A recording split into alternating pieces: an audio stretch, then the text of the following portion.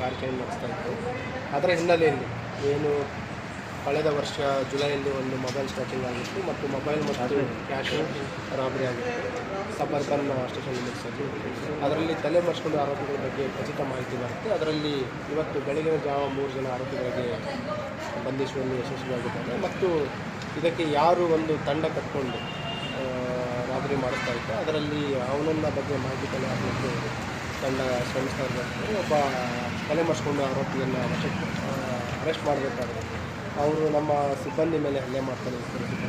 ಆ ಸಂದರ್ಭದಲ್ಲಿ sub inspector ಅವರು ಅವನ ಬಲಗಾಲಿಗೆ ಫೈರ್ ಮಾಡಿ ಅವನನ್ನು ಬಂಧಿಸುವಲ್ಲಿ ಯಶಸ್ವಿಯಾಗಿದ್ದಾರೆ.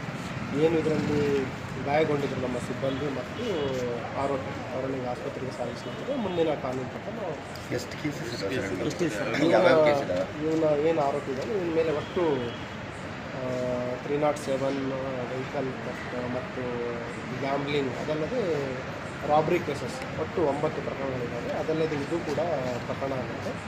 ಏನು ಕರ್ತವ್ಯ ಪ್ರತಿಪಕ್ಷಿದ್ದು ಮತ್ತು ಹಲ್ಲೆ ಮಾಡಿದ್ದು ಇದನ್ನು ಒಂದು ಸೇರಿ ಒಟ್ಟು 10 ಪ್ರಕರಣಗಳು ಮೆಜಾರಿಟಿ ಇಲ್ಲಿದೆ ಮತ್ತು ಹೈದರಾಬಾದಲ್ಲಿಯೂ ಕೂಡ ನಿಮ್ಮ ಮೇಲೆ ಒಂದು ಪ್ರಕರಣ ಇರುತ್ತೆ.